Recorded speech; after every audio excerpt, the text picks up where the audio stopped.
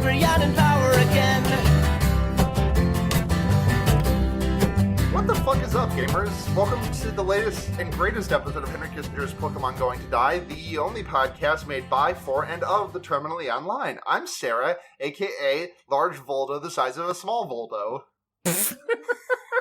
I do have to emphasize that it is not a threat and just a fact. Yes, thank you. Because you did steamroll over that one. I was really excited to get to Large Voldo, the size of a small Voldo.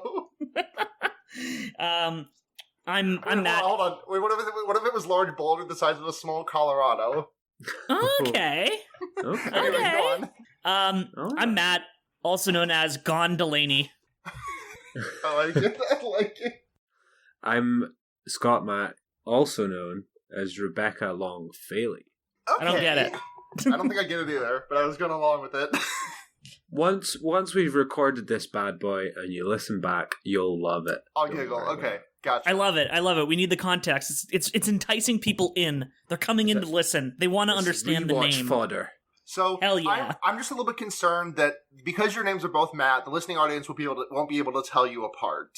And I'm a little bit worried. We do about sound remarkably similar. that. Yeah, identical. That is true. Just the exact same. Anyways, before we get into this, I'm gonna grab that tab, grip it, and rip it, baby. Fuck All right, it. what we got? My bottle opener, the plastic casing on my bottle opener just broke. It's fine. Also, this thing is just not fucking opening. Jesus. It's drunk. I'm fucking with the Three Heads IPA today. The kind. Okay. Ooh. I'm on I'm on the hunt for jobs, so I'm back to Beeb. Nice. I got my usual. It's a Mill Street Organic. It's the beer I usually drink unless I have shitty Molson in the fridge. Oh yeah, that's a bitter baby. Couldn't be me. That's a bitter baby. It's a boy. I am drinking the finest, cleanest tap water Oh, you guys have ever seen. It's Wah. we've been bested. I actually found out recently that Scotland's water tastes really nice because the glacier didn't, I don't know, the Ice Age glacier didn't leave all the like dirt and sand, and it's all gone to England, which makes me feel nice. I mean, yeah, all the dirt does go to England, doesn't it? Yeah. Scottish tap water is absolutely fire. Good to know. Tap water here's fine. I still put it through a filter just because, like, might as well. You don't So even we're need to. we're fucking around with the format again because not like majorly, but we're just shifting things around. We're gonna put shout-outs up front because we had originally like kind of set out shout-outs to be like is a bell end? Is that the right word? Like a bell end at the end of our. I don't think that's the right word. I think you mean a bookend. A book. No, I don't think bookend. I'm talking about something that like lifts you up, not like just like a closer. Because bookending would mean we opened and closed with shout-outs. Right. Definitely not a bell end, though. Yeah, definitely not that. Whatever it is, it was originally meant to be just like a boon to our spirits before we closed out the show. But since we've reformatted the show to be like less, we need to cover the darkest and biggest news stories. We're gonna start off with things just to kind of get things flowing. And I know I'm kind of going against that right now by disrupting the flow by explaining it, but it'll be good, I promise. So we're talking about the Google Stadia. What's up with that? Are we really excited? Did everyone, I was kind of expecting this platform to be extremely successful and good, and that there wouldn't be major problems with both the way that it functions and its delivery of games to consumers. But it turns out that it's having trouble attracting companies to actually release games for it. Yeah. Like my metric for checking on Stadia popularity is Jeff Gersman of Giant Bomb fame. He posted his his Stadia name like really early and just accepted any and all friend requests he got from randos. And so every week every time Stadia comes up, he like does a check-in as to like what people have been playing whenever he's booted Stadia, and like he never sees more than one player at a time of his like maxed out friend list, and they're all only playing like the free games like Destiny 2. But now someone made a post on the Stadia subreddit that it had been 40 days since the Stadia had a new game announcement, release, feature, update, or real community update. And I mean, it was conveniently like within about 2 weeks of the 90-day trial period as well. Yeah, I'm Oprah. I'm Oprah spreading her hands.gif right here. That really is the best way you could sum up this situation, huh? Yeah. Google got up on stage. It was like, listen, we've said there's going to be 120 games this year, and we're going to commit to that. We're going to deliver on that promise. But we are not the ones responsible for announcing all of the games. Okay. So we're going to leave that to the studios, and we're going to announce the first-party stuff and leave the rest to the rest of the guys. The first-party stuff, like the Google-made games? I can't Yeah. wait to spend the next The ones that decade famously saying Google has exist? No games. Or like even not first-party, exclusive, I misspoke. Right, Like, okay. The exclusives, like Guilt? GYLT? And, I can't wait for them to put, like... Oh, Orcs Must Die 3. Orcs Must Die 3. Oh, right, that game Ah, everyone's finally. clamoring for. I needed to know what happens next in the Orcs Must Die series. The OMD community has been popping off this week. They've been so thirsty. The OMD fandom is dying. Share this status if you're an orc. if you're a mustard. I can't wait for 81 distinct versions of Brick to come out on December 31st, 2020. Do you mean by break? You mean breakout, right? Yeah. Okay, just wanted to. I know it's. I'm not like trying to correct you. That's just me. I know it as breakout. Right, yeah. Brick is just, I think, what it was called on the iPod versions of it. Yes, that does sound. Which I right. fucking miss those. I miss there being games on, like, the basic iPods. Oh, Yeah. I God, played the yeah, fuck out of that quiz game. Yes, the ones where it would, like pull from your music cue. Yeah. Your music My collection. God, what I would do for one of those now. Oh my god, I'm so... that game is absolutely why I just... Steph always gets weirded out by my mysterious power to know when any song came out, or any album came out. yeah. It's because of that fucking game. I have the same thing. I bashed my head against the year, like those questions about the years, and I never got them right. But I am very good at telling a song from the first like quarter of from hearing one beat of it. Yeah, one beat and I'm in. I got it. Yeah. And that It game doesn't encouraged explain. Call me metadata Pharrell, management 'cause- too. Call me Pharrell, Yeah. because all I need is one beat. Nice. Like how he starts all of his songs. I need I don't really have a way to explain why I'm so good at telling the years movies came out, but I'll just it's also that game somehow. Yeah. There was wired a your movie brain quiz. right There was a for movie the, quiz one. Yeah, the Yeah, movie but I never one played wasn't it. as snappy It didn't pull 'cause it from your didn't use its own metadata, music. so- Yeah, exactly. Yeah, that's true. So not as fun. Elon Musk God. made another song. I don't want to fucking talk. So Matt, you were just talking about how you're excited to have plenty of time to make new music this year. Are you feeling good that you're releasing music the same year as Elon Musk? Yeah, it kind of feels like I'm fulfilling my destiny. Like, I've really, really, really been sort of on the lookout for a nemesis. This feels like a really good time to create a pretty dramatic sort of beef. And you guys might not know, but there's been a big UK rap beef, which is the first time in ages that it's really happened. And it's kind of got me in the mood. So now I'm going to make like a Elon Musk send, and it's going to have like, I'm going to record a video, and I'm going to make a lot of very rude comments about his hair and his Nice. car. What is the UK rap beef? Just pull a Twista and expose like his fucking like children born out of wedlock. Well, Yeah. it's interesting you say that. The UK beef is Wiley and Stormzy, and basically Stormzy called out Wiley for moving his mum to Cyprus whenever like things got a bit tough, and it was like, you're gonna fly Mumsy out to Cyprus. It was great. I'm not the one who should really be explaining this, but it was good, and I liked it. I'm interested in hearing about this because, like, I only really know Wiley from the one song with Idris Elba on it, but the song does whip. So Well, listen, both you the- should check both the out rips. Still Disappointed by Stormzy. It's like the kind of the nail in the coffin, I would say, for the kind of quick beef that happened. It's great. Okay. It's a really good track. But back to the topic at hand. This is Elon Musk's second surprise music track, following hot on the heels of his April 1st, 2019 track, R.I.P. Harambe. I feel relatively certain that whoever hosted that week did play a section of it at the end of the episode. But, Maybe. like, I don't remember what I say on podcasts immediately after I record them, so I'm not going to remember something that happened last April. Yeah, I'm usually so excited to listen back. So you know how Harambe is like, that was kind of like if that was dead, that meme was dead for a long, that meme should have been dead for a long time. Right. And it stayed around it had such staying power because, like, African names funny. Yeah.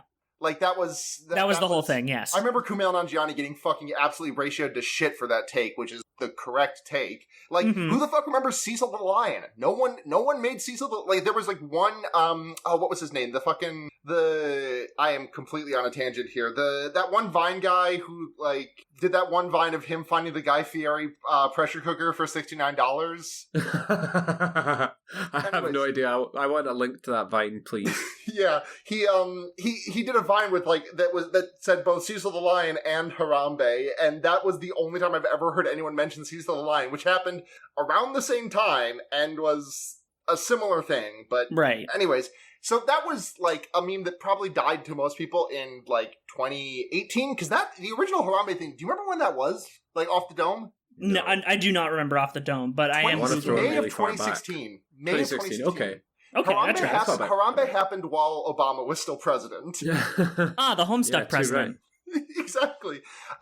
But so Mr. Musk brought that one back screeching, like, just fucking hot on the heels of the latest topic in April 1st of 2019. And now, on January 31st, 2020, we all woke up this morning and opened Twitter to be greeted to a bunch of bootlickers cheering about the song Don't Doubt Your Vibe, and it's you are vibe. He doesn't even know that YR is way better. YR is the superior way to say it. That's why it's good that he didn't use it. Okay, yeah, I guess so. We don't want him to be cool. There's unfortunately no lyrics, so I have no way of interacting with this song without listening to it, which I refuse to do, and I'm very glad that someone mentioned Boasty so that we can make it the outro track instead of the fucking Elon Musk EDM track.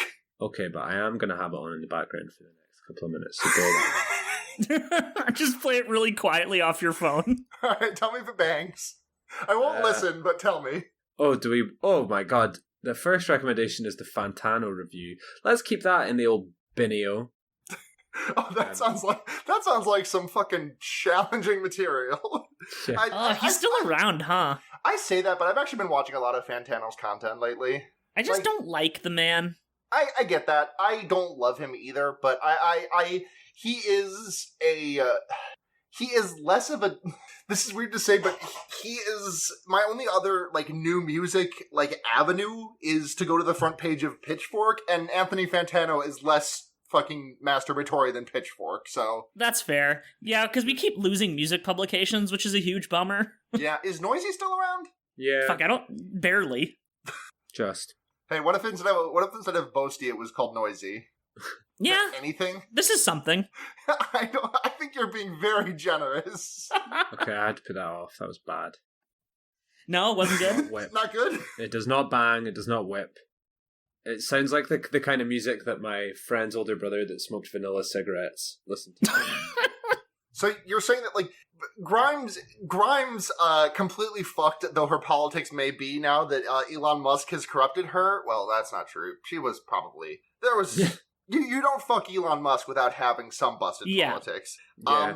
But fucking, like, you'd think dating Grimes, like, you would, like, I don't know, be like, hey, can you, like, listen to this and give me some, like, feedback or something? You, like, learn how to use, like, Logic or something, because she produces a lot of her own, she produces most of her own shit. Like, bottom line, all of her politics aside, like, Grimes is, like, Art Angels does not slap any less, even though, like, Grimes is this person now, you know? Yeah. Yeah.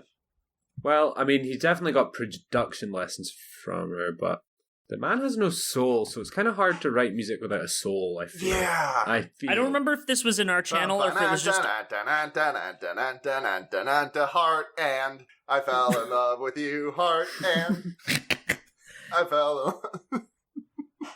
I mean, I was about to just say, like, rich people don't have any, like, soul whatsoever, which is true. But, like, you know, some rich people can produce good music. They just can't be, you know, South Africans who fled the country after apartheid ended. Yeah. Yeah. Mm-hmm.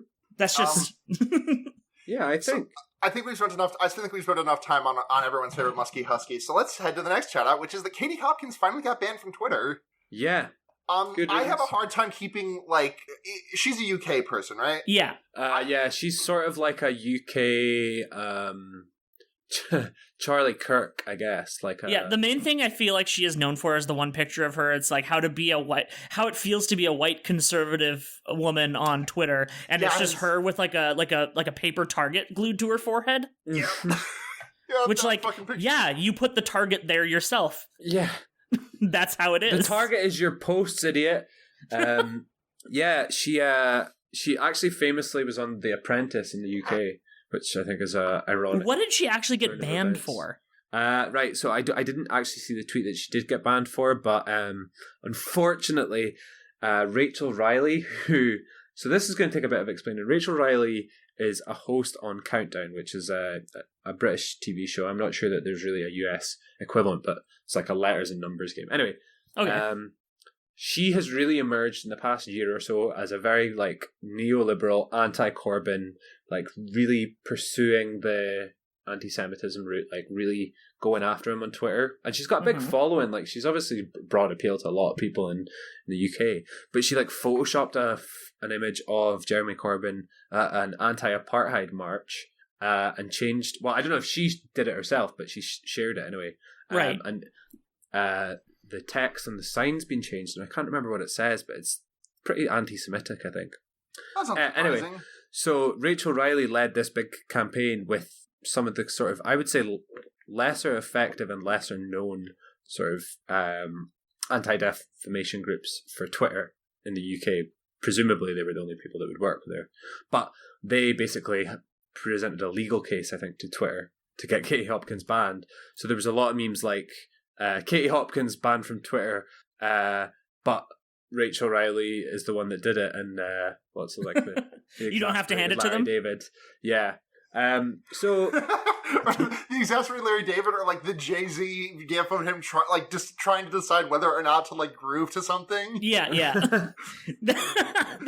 that exactly. so that is a pretty huge win. And then there was a big prank on I saw that. on Twitter. The prank is very good. Yeah, some South African YouTuber basically invited Katie Hopkins to accept an award in Prague. So I presume she had to fly from whichever country. No, they literally flew her out, put her up in the hotel. Like, they spent money doing this. Yeah. Which, like, I kind of gotta hand it to him on this one. Like, they really, really put the time in to just get her to do... She even, like, gave a speech, and the speech was just one of the most horrific things in the entire world. I won't don't even point people to that, because it's not even worth the energy. But the award was the Campaign to Unite the Nation Trophy. So, Cunt. I'll say it. I'm allowed. You're the only one who's allowed to say it. So congratulations to Katie Hopkins for her esteemed award. Yeah. Congrats. I have a feeling she's going to be winning that cunt award for years to come. There's going to be a real stink about the nominees next year, I tell you. This one is this next one because of the document I like misread this, and I thought this was about JK's something or other, but and so that just made me think, did we don't have to talk about this if y'all don't want to, but did we talk about J.K. Rowling going full mask off turf style a couple of weeks ago? We did the first time she did it, but then I think she did it again. I feel like I just don't want to talk about her anymore. Yeah, that's fair. Fuck J.K. Rowling. So what is UK's news night? So it was like it's basically just a news show. I think it leans pretty heavily on the kind of tough interview sort of thing. Sure. It's hard. It's really, really hard to distinguish between news shows, especially on the BBC when I don't actively watch it. But it was sort of an investigative politics show from the BBC, and it's been axed among loads of other BBC cuts. Shock horror. And there's a lot of sort of BBC people complaining and being like, well, blah, blah, blah, blah, blah. That's what they said. That basically morning quote. Newsnight and saying, we deserve better or whatever. And then people were sharing a lot of the stuff that they've done over the past few years, which includes photoshopping a Russian-style hat onto Jeremy Corbyn. Also, interview with Tommy Robinson, famous British fascist, and saying that he is raising concerns that others ignore. And that was Were his concerns just racism? Yeah. Yeah, I figured as much. Yeah, and also I think they invited him on around the same time as the Christchurch massacre. So Fuck everyone that worked on Newsnight for the past 5 years. Fuck that show. Fuck it. Straight into the sea. Goodbye. Fuck yeah. Speaking of stuff we would love to see the back of, I guess, I found out this week, I probably retweeted it, so you probably saw it on Twitter if you follow me. Prince Charles inherits all of the property of people that don't have next of kin or a will. So if you die in this, like, the county of Cornwall, Prince Charles gets all your shit. But there's also, like... It's cool that landed gentry just still exists, huh? Yeah, it's really interesting. And I think he just sells it to get more shit, too. So... Wait, no, he gives it to charity after taking his fee. Oh, yeah, that's right. Yeah, just skimming a little bit off the tippy top of a dead person's... Just a dead person who, like, by nature of not having a next of kin and no will was probably, like, you know, not doing that great in the first place. Yeah. And not, you know, redirecting fuck this. Around and take my vig from this peasant. Right, and then, like, not to mention the fact that it's giving to charities of his choices, which are probably, you know, just, like, you know, shell corpse of all the dumb, weird shit that the royals do all the time, because that's how rich people treat charity. However, sucks that this homeless dude died in Cornwall. But he has a cup with a one crisp $1 in it. Don't mind if I do. And yeah, pretty much. I know it's. I know you don't have dollars there, but I couldn't think of a fun way to say pound. Poundaroonie. Quidderoni. 10 Christmas time for a little poundaroonie. That's Prince Charles for you. I don't want Prince Charles to come up to me saying that it's time for a little poundaroonie. I do not want this. He just fucking bonks you on the head with a hammer and that cartoon sound effect plays. Can we just get a quick cartoon sound effect bonk just right here? Just toss that bad boy in. Thanks.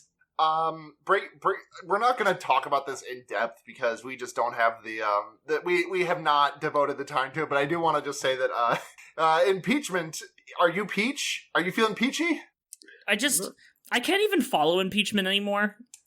Anyways, the Senate defeats the motion to call witnesses, so there are no one else needs to testify on this whatsoever. Cool. I'm just going to continue. I'm feeling really good and normal about how about how they narrowed the scope so severely on this. Like, the Republicans have been playing it, like, fucking underhanded as shit, like, obviously, because that's the only way they know how to play it. Like, their party line is now, yeah, he did it, who give a fuck. Yeah. But, like, them narrowing it down to this is just like... Well, yeah, there's so many impeachable offenses, and they're just like, because of this one fall with this one thing that was said in it, and it's like, I stopped paying attention to impeachment weeks ago because it's not going to do anything, and I'm feeling increasingly justified by that. Yep. It sucks, but yep. And then last shout-out we have is Peter Hitchens. Big, More like Peter hitching his wagon to bad topics? More like Peter Bitchens. No, that makes him sound cool. Yeah, that makes him sound cool and rad. I'm just going to double check it definitely was Peter Hitchens, because there's two awful Hitchensmen. Yeah, it was Peter. He said that let me see if I can get this one real quick. He said, without doubt, Blairism is the home for Euro-communists in Britain. Like Blairism. Like that Tony Blair, right? Like Tony Blair. Emmanuel Macron, but with an English accent. Right. The guy who famously put England in the Iraq War. Yeah, that's Euro-communist supreme. The guy who, like, unilaterally pulled Labour towards the right. If you're a communist, then I don't want to be part of it anymore. Yeah. I've been waiting for that joke all day. Thank you very much. It's pretty good. Everyone. Could we get some?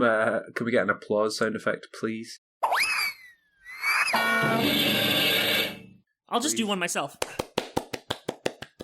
Oh, it's not the same. Yeah. Now we shift tracks out of shoutouts and into topics. So the seamless transition has been supported by Mr. 3-Pete Buttigieg himself, because I after I had actually written all three of these things out, I realized that I probably could have made one of them into a thing, but I'd set out to cover three of them, so he's 3-Pete Buttigieg this week. So it's Big Pete. It's Pete time. One of them is old. I'm going to tackle that one first. Not like terribly old, but like from a couple of weeks ago. Pete Buttigieg's husband,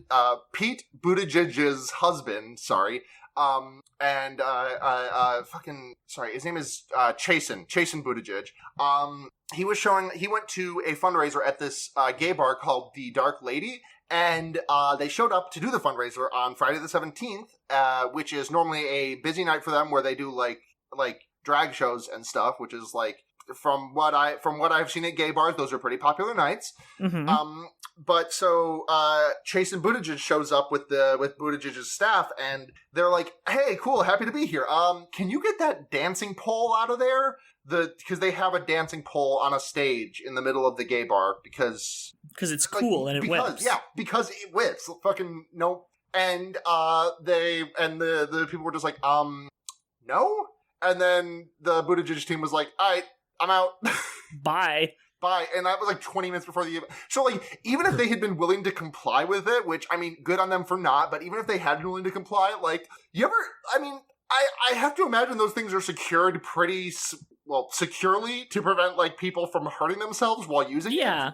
Like, I don't imagine that they're, like, load-bearing or anything, but nonetheless, they are strongly bolted to both the ceiling and the floor. At the very least, they have to, like, be able to deal with, like, someone, like, leaning on them a lot and using them as, like, they have to deal with a significant amount of torque. Yes, exactly. And so, that was fun. I had a really good quote from Buck Esperino, who is the general manager of the Dark Lady. Fucking sick name. Yeah. He said, they asked us to remove the dancer pole, which has been here since we've opened, and it's not going anywhere, Asperino told WPRI-TV. We were shocked because we had sent pictures of the club. They knew exactly what the place looked like. So they just wanted to roll up, and, like, this just, like, reached to me of, like, okay, we can just, we're big enough, and this is not that big of a deal that we can just ask these people to take this out. And, like, there's not a ton of, it's just really frustrating, and it's Pete Buttigieg wants to, the Buttigiegs very obviously want to be, like, the most normal gay couple possible. They don't want to, like, acknowledge any of, like, you know that one meme that fucking sucks that, like, a lot of shitheads like to post, where it's, like, a quote-unquote regular gay person? Yeah. And a gay person with, like, red, blue, and green hair and a bunch of piercings? Like, Pete Buttigieg and Chasen Buttigieg very obviously want to be a regular gay person. Mm-hmm. Yeah. And yeah, no, you can tell that they just don't care about any gay people that aren't white. Yeah, it's class solidarity. Yeah, read a straight passing, like, cis. I wouldn't go that. I wouldn't go straight passing. I think that's a little bit. As much as I think Pete Buttigieg is very much trying to be a normal gay, I don't think a normal gay in heavy quotes. I don't think calling it straight passing. Yeah, maybe that's a bit reductive. More what I mean is, like, they don't want. Like, they want to be seen with, like, in a gay bar, but they don't want it to be too gay or, like, have any part of what... It's like respectability bullshit, right? Yeah. Yeah, exactly. It's respectability. Anyway, you have to give the very important update about what that stripper pole looks like now. Yep. Or the dancing pole looks like now. Yeah, but the dancing pole, someone took a photo there, and there was a Bernie 2020 post question. So good. Hell yeah. Pete Buttigieg number 2. Do you want? You can choose. Do you want the tokenization of his staff, or do you want dog whistles? I mean, both eventually, but let's start with. What do you want first? Let's start with the Heartland. All right. So the other day, Pete Buttigieg tweeted about how epic and cool it is that he's from the Heartland, which is definitely not a dog whistle, nor has it ever been. Like, to explain that further, like, you'll hear the Heartland, you'll hear the working class, you'll hear, like, those kinds of, like, generic things that conjure up images of, like, white people in the, like, in the middle states of the country. How dare he bring up Heartland and not be talking about Owen Palletsborough pop masterpiece from 2010? Exactly. But the tweet said, in the face of unprecedented challenges, we need a president whose vision was shaped by the American heartland, rather than the ineffective Washington politics we've come to know and expect. So, let's see. Man who made himself in a lab to be president. Yeah. Bernie, famously from DC, very famously from DC. Is Liz Warren from DC? I actually don't know. I don't. She's a Massachusetts senator. So yeah, you're right. Yeah, you're right. Is anyone in the race from, like? Is this just him saying that, like, we don't need people who need experience. We need someone who's got American values and heartland. We need someone who had less votes in his last election than I have followers on Tumblr. Yeah, like he, like it's just a way to single out. It's just a way to like dog whistle for white people as being the like.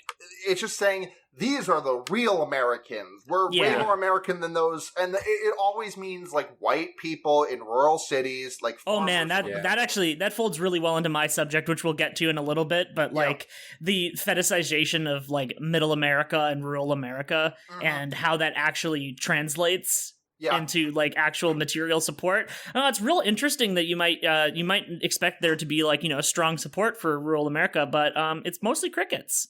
Yeah. Like, we'll get there though. Dog whistle aside, this is extremely rich considering he and Mike Pence were born 3 hours away from each other. Hoo-wee. But yeah, Mike, Pete, Heartland values or what the fuck ever. Whatever, who gives it a fuck? He even capitalized Heartland. Like, I was benefit of the doubt until I remembered that. Like, I was thinking, like, I really don't have a way of knowing if this is, like, an intentional dog whistle. Like, honestly, I'm still probably erring on the side of he did not want to say white people and said this instead. Like, I think this is if you're capitalizing Heartland and not talking about Owen Pallett's album, then you're just trying to activate people's racism node. Yeah, I find it, maybe I'm just being too generous or something. I find this more of a gaffe than I do of like an intentional dog whistle, but it still fucking sucks. And maybe if he had like employees of color who felt like they were not being tokenized, he might have been able to avoid something like this. Hispanic employees mentioned being asked to translate text. Yep. By the man. Even though they don't speak Spanish. Yep. Hoo-wee. Let's talk about that then. Yeah, so the employees of color on the Buttigieg campaign, they were some of them. There was they weren't talking to the New York Times, but New York Times reported on like a forum that was had with all of Buttigieg's staffers. And a lot of complaints came up, such as like that thing you just mentioned, Matt, about the Hispanic employees being asked to translate Spanish, even though they didn't speak it, and just like management is, oh, you're Hispanic, you speak this shit, get over here. Many employees spoke about being just generally disrespected by their white colleagues. A few said they didn't really know how to answer their friends and family when they were asked, "What are you doing on that guy's campaign with who has like comically low minority support?" And they they don't really have an answer for them. Remember how long Pete Buttigieg was polling at literally 0% with black people? Yeah. Yep. I think he might still be, honestly, but the absolute icing on the cake here is this came out a couple of days ago, that this was canceled a couple of days ago amidst a huge amount of backlash, but Pete Buttigieg was throwing a fundraiser with that was co-hosted by one Steve Patton, who was one of the lawyers responsible for attempting to block dash cam footage from the shooting of Laquan McDonald in 2014. Right, because it was basically like, it was Patton and it was Rahm Emanuel. Yeah, Rahm Emanuel, the big boosters of keeping that blocked. Yep. But Pete was trying to co-host a fundraiser with that dude who had, like I said, he tried to block dash cam footage that I believe eventually wound up being like a extremely pivotal thing in the verdict in that case that eventually led to that cop's guilty verdict. Patton tried to just bury that shit, and then Pete was like, yeah, let's do a fundraiser with this dude. And like people internally were like, hey, this fucking sucks. And Pete didn't listen until like a day or two before, in which like there was a huge backlash from like people within and without his campaign that he eventually wound up calling it off. Sucks. Yeah. Anyways, that's 3 Pete Buttigieg. He's on a fucking roll this week, folks.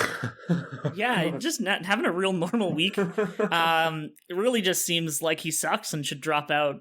Yeah, I can't wait for him to drop out. Actually, and he's even if he absolutely gets fucking creamed in the Iowa caucus, he's absolutely not dropping out, right?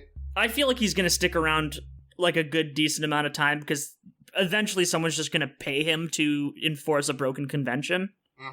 Because they're going to want it so that Bernie does not get a plurality of first ballots. So, that's bad. So you guys think that Pete's going the distance? Pete's going for speed. Oh, Pete's all alone. Long time, not a good time. Of need. You see, there was just a link posted in Politics about apparently they want to bring back superdelegates just in time for the convention. I don't fucking I don't even know what the fuck honestly I don't even fucking know what super delegates are. I was not paying enough attention in the 2016 primary.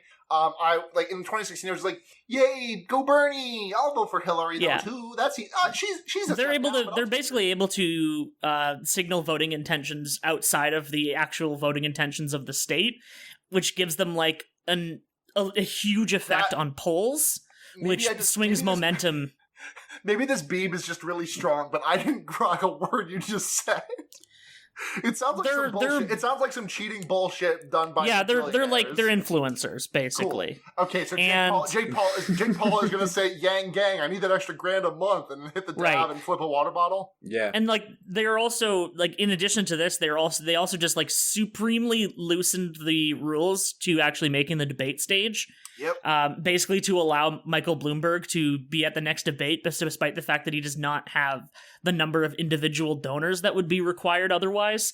Yep. They eliminated the individual donor requirement. It's just polling now. Which if they had not eliminated this, the only candidates left at the next debate stage would be Bernie, Warren, Biden. Which I mean, I guess the Democrats are just desperate to have like 1% poll, or like they just want Bloomberg. Bloomberg is their fallback candidate, right? And they also just want to keep people around as much as possible to keep the race divided, so that it's harder to get first ballot support.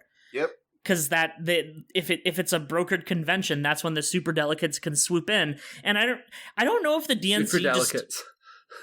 I don't know if the DNC just like sees the writing on the wall for their relevance and don't see how like fucking their most popular candidate is going to like, you know, look bad for them. Seems but good to like me. I don't really know what their long term is on this one. Their long term is just making more money. Like that's I mean, I guess that's it, because they don't actually have to win elections to make money. That's the thing. That's the thing about being a politician. Yeah, exactly. If you could be a politician full time just by getting enough support from people lobbying, which is cool. It's cool and it's a good system. I like it. Before I say my next sentence, I'm going to say polls are bullshit, especially this far in advance, and they don't mean a goddamn thing. However, the way the polls have been lately, Bernie has been looking okay, and I am allowing myself to have little hope as a treat. You're gonna have little hope for a minute? What? Gonna have little hope for a living. God, you said minute for I did say minute. Which kind of threw me. I thought you were making that joke, but I was like, no, he said minute. What the fuck is this? I tried. You tried. So, Matt, how does my topic fold in with yours? It was, Beep beep. Oh, shit. Hey, it's me, Val Flight Cub. Hey, it's Val Flight Cub. Oh, hey, Val. Hello. Can I be in the podcast? Yeah, sure. I straight up didn't want to talk about the impeachment news that came up, and that's why I bowed out of the thing. But now I feel like I want to. Well, we actually just decided like near the start of the episode that we're just like not going to talk about it because it doesn't matter. Yeah, we did shout it out that the that thing that just passed about the witnesses. But if you've got more info, like I'd be happy. I just said I mean, to be fair, I just said that because neither the Matts nor I had much prepared for it. Yeah, well, first of all, I'm Val Flight Cub, aka a large boulder the size of a small boulder. Nice. But yeah, so the impeachment proceedings normally, like the minutia of it, of just like, and then this person submitted this question is, it's very, who gives a heck? But to quote the great podcast We Hate Movies, who could possibly give a shit? Exactly. So there is a lot of stuff that we don't have to go over that people were really like, people on like the local NPR channel that I was listening to was really agonizing over, and turns out doesn't mean anything, because the thing that is important about this most recent iteration of impeachment procedures is that it was the last thing, and now basically they could take the vote to acquit or impeach like tomorrow. I mean, like Monday. Cool. So that's what that was about. So if people haven't been following, just a short like update of it is basically the House saw a certain number of witnesses, deposed a certain number of witnesses, but John Bolton, the mustache with a person around it, came out with a manuscript, his own like little tell-all book of being in the Trump White House, and it was given to the National Security Council. I want to say that that's what it is. It might be a different thing, but anyway, it was being vetted by the government of like, have you put any state secrets in here by accident or confidential information? And while that was happening, it kind of came out that he says in his book, like, yeah, Trump told me to my face that it's a quid pro quo and like, we will not release the Ukraine aid unless they do this thing. So like all these other arguments against the other witnesses were like, well, who is this Lev Parnas guy? And what is it? All this, these people just overheard someone else saying that that's what they heard as hearsay, blah, blah. So Bolton was somebody who, he couldn't be closer to the situation. Right. Unless he was, unless he was Agent Orange himself. Unless he was Snooki, because Snooki and the situation were pretty close. Oh, really got me, Val. I don't know this. I don't know the dynamics of Jersey Shore, but it's the only other cast member I could think of. Come on, you don't have JWoww right off the dome? Oh, no, I totally forgot. Was Frankie D one of them? Probably. Never forget Frankie D and JWoww. Yeah. Except I did. What an Alamo moment. An Alamo moment. Alamo moment. So that's what I call it when my wife expects you to pay for my child support. Oh, that awkward Alamo moment. Family Guy funny Alamo moments. Shout out to Hideki Naganuma. Lois, they take it right out of my paycheck. That's a Family Guy funny Alamo. Yeah. I like it. That's good. So Bolton has this book coming out, obviously, because of course he does. Yeah. And so there was all this conversation about, obviously, and he previously was like, under the advice of the president, I'm not gonna respond. I'm not gonna talk, basically, if I get called in a subpoena. But he recently, like the other day, announced like, I am now open to being subpoenaed. So because that's how that works, right? That's how subpoenas work. Yeah, it's how subpoenas work. They are optional. Well, I mean, we saw that this week, right? Because Hillary Clinton just straight up refused the Tulsi Gabbard subpoena about because Tulsi tried to sue her for her claims that Tulsi was a Russian agent. Is that a different thing though? Was that I don't know anything about that. I don't know why I'm. It's the only reason I'm bringing it up is because subpoenas came up. But yeah, but if you remember, they're famously optional. Yeah, basically Hillary said Tulsi is a Russian agent. Tulsi said, "I'm fucking suing you. That is defamation." Which under no circumstances do you have to hand it to her, but that is quite literally what that is, defamation. Yeah. And Hillary got served the subpoena and was like, "No, thank you." Yeah, I mean, she's probably just rebuffing it with her lawyers and blah blah blah. It's probably not as.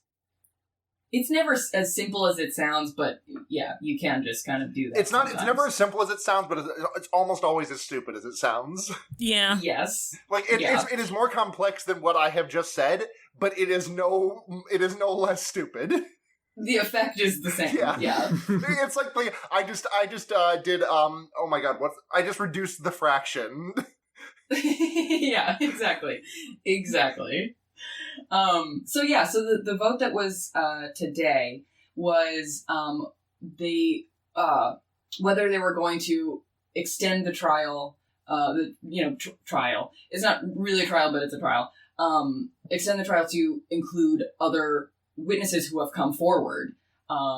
Bolton, basically, but others as well. And the Senate needed a 51 to 49 majority to pass the motion. And there were like 4 senators that were like on the fence and like, ooh, maybe I will, maybe I won't, I don't know. The Jeff Fuck classic. The what? The Jeff Fuck classic.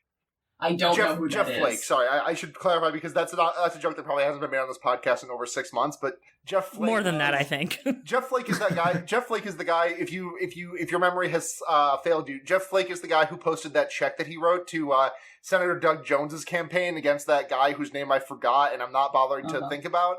The one who was like a plain a very obviously dyed in the wool like child sexual predator. Right, yeah. Guy who was not allowed in the mall. Yeah. Literally. And Jeff Flake, aka Jeff Fuck, was the guy who wrote him one check for $100 dues and was like, values matter more than party lines. And then Doug Jones ran such a wet fart campaign that he barely beat that guy. Yeah. But he did beat him. He did. He's not gonna beat him again this year. Ugh. No.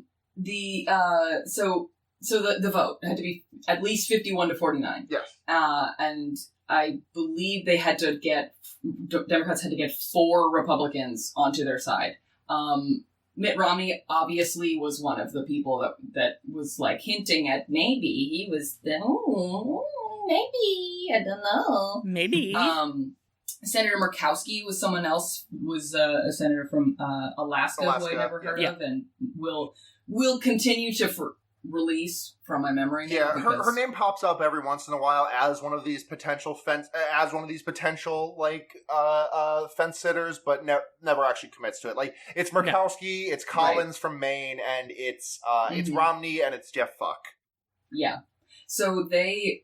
The party, I don't know what the exact breakdown was, but I would imagine not even one of them broke the party line, because it was becoming very obvious that the Republicans felt confident that they would be fine. I just want to see if I can find what it was. No, I don't have the exact breakdown, but we know, God, can you... Oh, I'm sorry to keep interrupting you, Val. I know you're trying to get through this, but imagine how bad the caucuses are going to be the night of if the impeachment is decided next Monday. Oh, good God, that's right before Iowa, huh? Yeah. Mm-hmm. Day of, actually, because unlike what Fox and Friends has been telling everyone, the Iowa caucus is Monday, not Tuesday. Oh, is it? Yeah. Oh my God. Do you think they're doing that on purpose? Telling people it's the wrong day? No, because then their watcher. Wow. I just went through all the senses before I got to watch it. you went people that smell Fox News. Doctor Strange voice. I went through 5,786,312,912 sentences, and how many of them do we get to the end of it? Just one. Anyway, I was saying Fox News wouldn't give their viewers the wrong date because then their viewers wouldn't go. Yeah. Anyway, it doesn't matter. So I took a screenshot of the I'm gonna put it in the chat because I took a screenshot of the picture that they used next to the in like the news article for the Washington Post on my like Apple News app. Okay. And I don't know that there's a picture of Trump where he looks normal smiling, but this picture definitely isn't it. Discord's just refusing to let it load for me, so I'm just going to take that as a sign. If you zoom in on it and click open original, it should pop up. Discord is just doing that with images today, I think. Oh yeah, no, he looks very normal there. He just... So, for the people listening along who are not in the podcast chat, it looks like he's holding up the top 2/3 of his face with his mouth. It does. It looks like the top 2/3 of his face. It looks like someone cut him like from the mouth up, like just like a horizontal slice with a katana, and he is just trying very hard to make sure the top half does not slide off. Yeah, it's horrible. He looks so bad. I don't understand how anyone looks at that and is like, this is not just a normal man. This is a sexy man. We got a hunk of a president is not what I would say. Please don't take that out of context. God, he really fucking, I think Coolsville sucks, says Val. We got a hunk for a president will be the title of the episode after Bernie gets elected. Yeah, Oh yeah. he's running. Which he is up in polls. Have you guys mentioned that? We Yeah, did we mention did. it almost immediately before you came in, actually. I think it might have been a siren call. Yeah, I think so. We just rang you in because, like, Bernie's up. Yeah, Bernie is up. Bernie's like, Are who's you- up? Click like. We Yeah. Today we will all eat at Click Like. I am once again asking you to click like. I am once again asking you to click. Oh man. So thanks for that impeachment update, Val. Because we are all peach. It's peach time for all of us. We are. Speaking of, and that's certainly the only major country-altering event happening right now. Speaking of which, Scott, Matt, what's up? Yeah, I live in Brexit Britain and I'm a bit cheesed off. No, I'm actually, do you know what? I'm just eyes forward onto the Labour leadership race, basically, Yeah. for me. Man, Brexit happened 26 minutes ago. Yeah. Wow, There's does it feel all- different? Yeah, there's something falling out of the sky. Something is falling out of the sky, but I'm sure it's fine. It's probably just bundles of money. Here's a good quote from the BBC News website, which I think summarizes what's going on. BBC, by the way, stands for Big Brain Compendium. And here's the evidence why. At 23:00 tonight, that's not how we read time in this country, I just said it weird, including the UK, including Northern Ireland, will legally leave the EU. What are the implications for Northern Ireland? The UK will no longer be represented in EU institutions, and Northern Ireland's 3 MEPs will no longer sit in the European Parliament. Brexit will be done, but there will be little practical impact as the transition period begins. So everything's fine. BBC have got us, have explained it, and we're okay. So nothing's happening, or So no, well, there's a lot of chat that December 31st of this year will realistically be the end of the relationship with the EU in kind of in completeness. Stuff is still happening now, but it won't be as noticeably apocalyptic until Right, like I think December. as far as someone else in the Discord explained it to me earlier, which is basically that nothing's actually really happening right now because everything that is meaningfully impacted has already happened, so that it's not getting completely fucked by Brexit, it's just getting mostly fucked, and everything that Brexit will impact will get impacted at a later date. So right now, just kind of happened. They're just flicking the first domino of the process. Yeah, But exactly. unfortunately, all of the Lib Dem follow back pro EU people from Twitter are really sad today, and then that will be them finish their mourning process, and they'll go back to their normal lives where they can still go to Switzerland skiing and stuff like that. So I'm sad for them because they've had it really hard over the past year. Like, people just won't be respectful anymore. But Why won't anyone be nice to the centrists? yeah, I know. It's like, just give them a break, man. You've taken their cool passports. Oh, that's all. That's all. That's what I've written down here. That's all that they lost.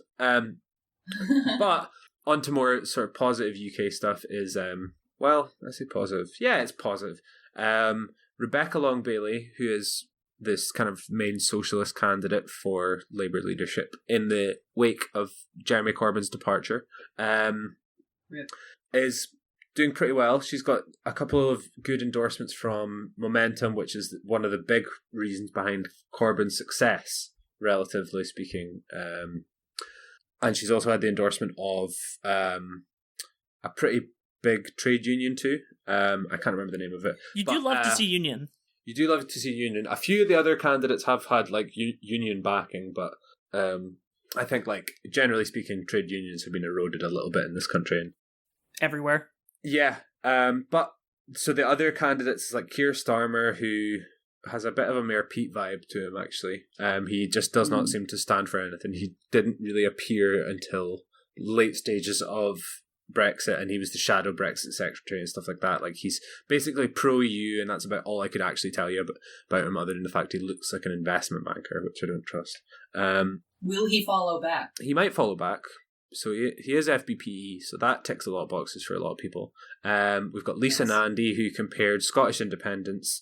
The way Scottish independence should be dealt with is the same way that Spain dealt with Catalonia. So that was cool, and she's good. She's very much like a sort of Amy Klobuchar type person. And then sorry to interrupt, but just a quick shout out to Spain. You posted that link earlier about them electing a left government for the first time in like 80 years, 90 years. Yeah, and openly communist cabinet member for the Ministry of Consumers as well. Fuck yeah. Oh, fuck yeah. Podemos basically have gone into coalition with the kind of centrist party that didn't, for once, lean towards the right in a coalition. Hell yeah. Yeah, great article in Tribune about it. Obviously, it's basically now the most left-wing government in Europe, which is kind of sad, but it's not a bad thing that we've got like a communist in a cabinet and stuff like that. And I think actually there's a good possibility that in the next few years you might start to see signs that like that's going really well in Spain, because I think like Spain's like the kind of country that will benefit from that right now, because it's kind of in a pretty precarious state in terms of like finance and stuff like that. I'm not an expert, but certainly that's my perception of it. There's going to be like tech taxes, all that sort of stuff. That's really, really cool. So good for them. And it kind of ties in with the sort of broader theme of aspirational socialism, which is Rebecca Long Bailey's kind of tagline, I guess. And it's like, I love it. I think it's a really, really nice way of expressing it. And actually, I think it'll come to resemble a bit more of a concrete ideology in a few years. And like aspirational socialism will be like a wing, like a political wing, so to speak. Because to be honest, I do see it, if Labour swings to the centre, like there's a gaping void where like the left wing needs to be. So I can expect a few like Labour defectors and potentially like an offshoot left party potentially. Maybe that's completely out of the picture, but that's what I think. There's some strikes happening soon. There's strikes happening in France. I'm like the EU correspondent today. Enjoy it while it lasts, because you're 26 minutes overdue for being an EU. You got bread out of there. Oh shit! The cops are at the door. Oh fuck! But it's okay because French firefighters are coming to fight them. They're lighting themselves on fire. They're lighting themselves on fire and waddling at the cops like that fucking kid in A Christmas Story. It's so wild to see the strikes, the firefighter strikes being like broken up by police. Yeah. It just reinforces the thing in my mind of like, yeah, firemen and cops are not the same. No, they're not. Like they're very not. EMTs and firefighters are like the heroes of 911, and cops are the evil of it. Yeah. Cops are like the crazy dice that have like half of the sides are burnt from an accident, and if you land on that number you die instead of getting saved. But you have to roll them. You do have to roll them. Anyway, sorry. And that's pretty much it from the former EU state known as Britain. I have a question for both Matts. Okay. Do either of you speak French? Yeah. I speak passing French. How do you say firefighter in French? Firefighter in French. It's pompier, I'm pretty sure. Yeah. Hey, hold on. Let me just get a clean take of this. It's pronounced firefighter in French. Yeah, it's pompier. Well, that's how you say it, Sarah. Pompier. Pompier. Pompier. Pompier. Yeah, that sounds right. I feel like I've seen. I saw some memes that was like, I don't remember what the word for virgin police, but it was like the virgin police versus Le Chad Pompier. I love it. Great. Le Chad Pompier. Le Chad Pompier. Speaking of Le Chad, Matt, what you got? There's some pretty Chadly actions being taken by the workers of the co-op refinery in Regina, Saskatchewan. Okay. The long and short of this, that I was going to try to kind of dove into your topic a little bit, talking about the heartland, is that right-wingers and like technocrats and like center-right liberals are always big on like, no, we have to keep supporting the resource extraction industry, or else the economy, right? Mm-hmm. So like that's always what you hear. But yet time and time again, we're seeing that anyone who works in these industries just regularly getting fucked. Just straight up getting fucked. So last year we talked a little bit about the Harlan coal miners, who were, I believe that my Lightbringer one of the weeks near the end of last year was the Trillbillies episode where they spoke to the Harlan County coal miners who were blocking a railway, taking coal out of a mine that they were working in because they weren't getting paid. And this is in Kentucky, and now there's another strike, miners blocking coal in Pike County, not getting paid. And it seems so funny that the heartland of all these like cool coal workers that we're trying to bring the jobs back to, and like not even Republicans or right wingers are doing anything for the people working in these resource industries. And the only people actually supporting people in the resource industries are left-wing governments who are left-wing parties who are interested in, carbon taxes, getting rid of these kind of industries over time for environmental reasons, but still supporting the workers in a just transition to a better economy. Like that's part of like the whole framework of the Green New Deal, right? Is a transition for these workers into a post-carbon economy. I don't know, Matt. I mean, the way you say it, if Republicans really don't care about that, then all that blathering on about the heartlands, just, I mean, it would be what? It would be disingenuous. It would be lies? I don't think that, would they be disingenuous? Do people really do that? Just go on the Republican Party and lie? Fucked up. All Republicans born after 1896 know is eat hot chip, charge their phone, and lie. Yeah, pretty much. Be heterosexual and lie. Wait. I'm sorry. I have to issue one correction to something that you said, Matt. You said that the workers are being regularly fucked. I just want to clarify for the listeners that that's the bad kind of fucked, the metaphorical kind. Right. Not the good kind of because fucked. When Bernie is president, we will all be regularly fucking if we choose. Yes. So choose, yeah. So, you Bernie meme, who fucking tonight? A meal on every plate and a dick in every willing hole. There we go. So I love it. Quick Saskatchewan history. Saskatchewan had regular, labor-focused governments for years and years and years, this being the NDP, the New Democratic Party. And then the Liberal Party, ostensibly a left party, and the Conservative Party of the province merged to prevent the NDP from ever winning an election ever again. So the Saskatchewan Party has been in charge in Saskatchewan for, I think, 13 years now. So how well that's going for the resource extraction people in the province. The Co-op refinery is a oil and gas refinery in Regina. It takes up a huge amount of land. I think it's like the number 3 employer in the city. And they had a contract dispute on October 16th. The workers voted to strike on December 3rd, and then the workers were locked out 2 days later on December 5th. And this has been like an ongoing thing since early December. There's been rallies. They've had support. They're supported by a local chapter of Unifor, and the national leadership of Unifor came to support them. Then the leader of Unifor, the largest trade union in Canada, was arrested on the picket line on December 20th. Wow. Or sorry, on January 20th. So very recently. And this is seen as, just a normal thing to happen, but it is extremely not a normal thing to happen. Yeah. Wow. And only as of today, January 31st, have negotiations been restarted, and they're back at the bargaining table. They've taken up the barricades, so we're hoping that they can come to a better conclusion. But essentially, the government was fully on the side of the company and was regularly sending cops to intimidate and harass workers. They were helicoptering in scabs. Oh my god. Because they couldn't physically get them through in vans. And so this is just a show of support for the Unifor workers at the refinery co-op. Obviously, I'm not super big on fossil fuel extraction and fossil fuel refining industries, but we support our workers, and we support our workers through a just transition. And hopefully, when the Green New Deal happens and oil company executives are guillotined, we can find them great jobs in the green energy economy. Absolutely.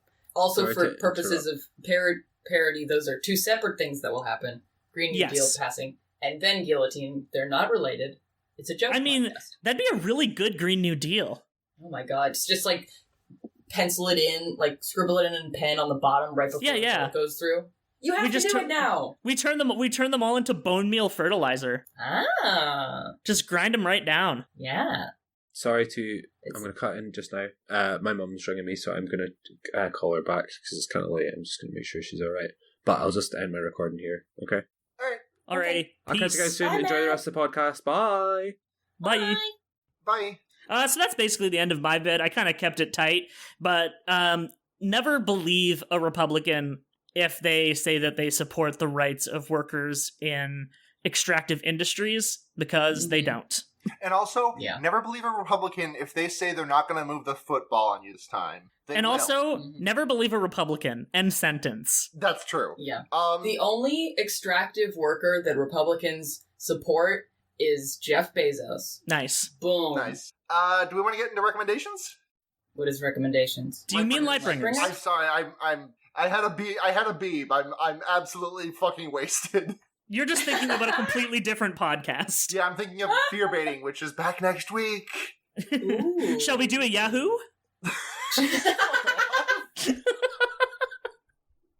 Yeah, I could do my Lightbringer. I got one on the dome. Okay, Today's go for episode is brought to you by Casper. No, it wasn't. Casper the Friendly Ghost. Just yesterday, I went on local Craigslist equivalent Kijiji and bought myself an original Nintendo. And yeah. 2 days before that, I purchased myself a copy of Tetris for the Nintendo. I have set myself a goal that I'm going to be one of those classic Tetris bitches on Twitch. So Yeah. I'm going to be a classic Tetris bitch. I am going to be good, and I'm going to beat some of those fools who got like hundreds of thousands of views on their videos. I'm going to be one of those dudes. I'm going to video James this year. It's me. I'm doing it. You are the video. We will support you the whole way. Yeah, gaming. That's my Lightbringer. My Lightbringer this week, speaking of gaming, is a game that has been in the works for the last 7 years. So, in January of 2013, Cardboard Computer Games released the first act of what was to be a 5-act video game called Kentucky Route Zero. It received some comparisons to the Walking Dead game, as that had just recently wrapped up its first season, and superficially there are a couple of things in common. Like, it is a point and click, there are dialogue options, but this is a game that's very impossible to describe, but it is one of the... I've only finished the first act thus far because I played a bit of the first act back then, and I was like, this is really good. I'm going to just put this on the back burner until the game is finished. And there have been acts released along with intermissions over the past 7 years. And earlier this week on, I believe it was Monday or Tuesday, the 5th and final act was finally pushed out to everyone. And I'm finally dipping back in, and it is... I have played many games I would describe as disquieting. I have never played a game that I would call quieting. And I don't even know if that's a word, but that is how Kentucky Route Zero makes me feel. Hell yeah. It is an incredible game. I have seen Scott Benson, I believe, the creator, one of the creators of Night in the Woods, has referred to it as the Velvet Underground of video games, in that you can kind of see its roots like, you can see Kentucky Route Zero's influence in the past 7 years of indie games, going back and playing it now, because like, there's just so much of current indie games' DNA is drawn from a lot of the stuff Kentucky Route Zero did, and it is. Wow. It is an extremely, even just having played the first act of 5, it is an extremely moving narrative, incredible magical realism, which is just not something I get enough of in my day-to-day of, like, media consumption. The music is phenomenal, the art style is incredible, it's low resolution, but not, like, pixely, it's just, like, low polygons, low character details, but they're still just enough to have, like, the emotion. You barely get, you have like 3 pixels devoted to a character's face, but you still feel the emotion, which feels hell yeah. I'm doing a bad job of explaining this, and it's because there is no real good way to explain this. I'd recommend reading Astrid Johnson of Rock Paper Shotgun. They have a pretty good write-up of it. I'd recommend reading that if you're not sold by me talking about it, but it's a really good game, and I'm going to dip into Act 2 tonight after we're done recording, and I'm really excited. It's just fucking cool to be in a post-Kentucky Route Zero world. Like, we're in a post-Kingdom Hearts 3 world, we're in a post-Indivisible world, we're now in a post-Kentucky Route Zero world. And we're in a post-Brexit world. Yeah. Mm-hmm. Had to take it back down there. You're getting too excited. I was about to I wasn't done with my sentence. I was gonna say something optimistic, too. Oh. I mean, you can still do it. Say it anyway? Yeah, my only hope is that someday I get to experience the living in a post Satoshi Kon's Dreaming Machine world. Oh God, one day. Yeah. I don't know what that means. It's Satoshi Kon. Satoshi Kon was an anime director who died with his final work unfinished, and his I'm completely blanking on the guy's last name. His first name is Masao. He's the current he's one of the co-founders and current CEO, I believe, of Madhouse Animation. And so since Satoshi Kon's death, Masao has been working to complete Satoshi Kon's Dreaming Machine, and Satoshi Kon, this year will be the 10-year anniversary of Satoshi Kon's death, and it is every year my hopes grow thinner and thinner that I will eventually see that movie, but I will never lose all of my hope. Yeah, I will someday see Satoshi Kon's Dreaming. Hell yeah. Yes. My Lightbringer is going to be something that I think I've said on. I don't know if I said it on this pod, but I said it on City Girls one time when I was on there. Elementary is done now as a show, and season 7,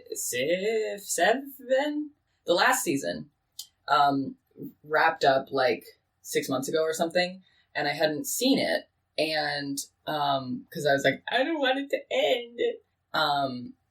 And I watched the last season recently-ish, and watched the finale, and it was so good. It was the best series finale I have ever seen. It was everything that I wanted it to be, and literally the finale was so good that it made me want to go back and watch from the beginning of the show again, because I'm like, I know that this will be okay, so I'm gonna watch it again. Nice. And it's you love a finale like that. It's so good. It's so good. I love it so much. It's like on rewatch, it's definitely there's so much about Sherlock like learning to be a person and like how to care for his friends in a way that they can recognize, and like it's also like really funny and really well written, and I love a mystery of the week format show, and they actually do that, and they actually pull it off in this show. And Lucy Liu is in it, and Johnny Lee Miller's in it. And if you're not sure about watching it, the first season, Johnny Lee Miller has some abs that he shows off a couple of times. Johnny Lee, I like Johnny Lee Miller a lot.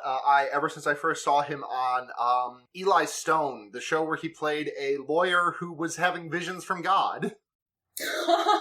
Wow, I'll have to look at that. Yeah. Cool. Yeah, he's a really great actor, and yeah. He created a really great character. Yeah. I mean, he didn't, create it from nothing. No, Death of the Author, Arthur Conan Doyle is dead. Johnny Lee Miller is where Sherlock Holmes begins and ends. Yeah, he invented him. He did. So that's going to do it for this week's episode of Henry Kissinger's Pokemon Going to Die. Not a threat, just a fact. First of all, Val, where can people find you? They can find me on Twitter at twitter.com /FlightCub. So FlightCubb. What's that second B for? The second B stands for somebody stole my Tumblr username and made a fake account on Twitter, and then I got them suspended for impersonating me, but they didn't release the username. So I'm FlightCubb. The second B stands for BYOB. The second B stands for BYOBB. The second B there is a typo. Yeah. Matt, come the fuck on! It's good, I got it. I said huh. Okay, you said yeah. No, you did not laugh, you said yeah. It's good. Anyways, Matt, where can people find you online? You can find me on Twitter at MattGCN. That's it. No other podcasts or anything? I have podcasts? What's a podcast? I did just record a new episode of Elite Full Restore, so I guess I can actually plug that one for once. Yeah, I was gonna say, like, Elite Full the Store. Elite Full the Store. I was just Elite Full the store. That's fine. Wait, what if his name was Elite Fulbasaur? Nice. Nice. Also, I probably will be recording a new episode of Giants Confirmed this month, so I can also plug that one. Nice. It's podcasting. You can find them all on noisepace.xyz, which is where this podcast is hosted. Yeah, thank you very much. Great website.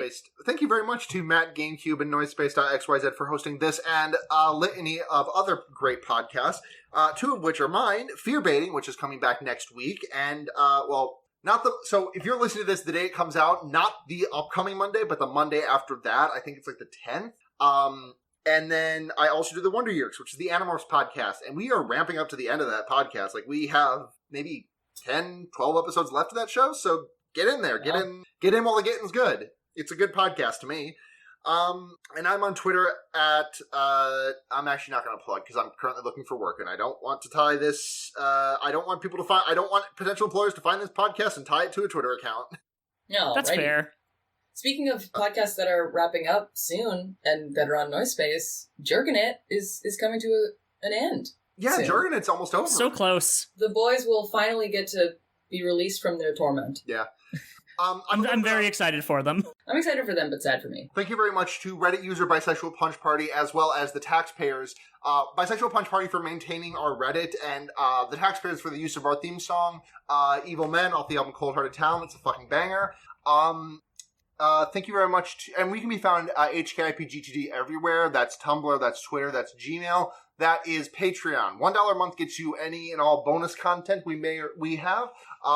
Pre-shows, post-shows, cut for time, etc., etc. $5 a month gets your name out of the podcast and a special user status in the Discord. $10 a month gets you all of that, as well, and even more special user status in the Discord, and you get to listen live to this podcast. So, thank you very much to... Sorry, Patreon hides the fucking patron list behind 6 links. I do have it handy. I could just do it. No, it's me. It's me. I am. Okay. I am the Patreon reader.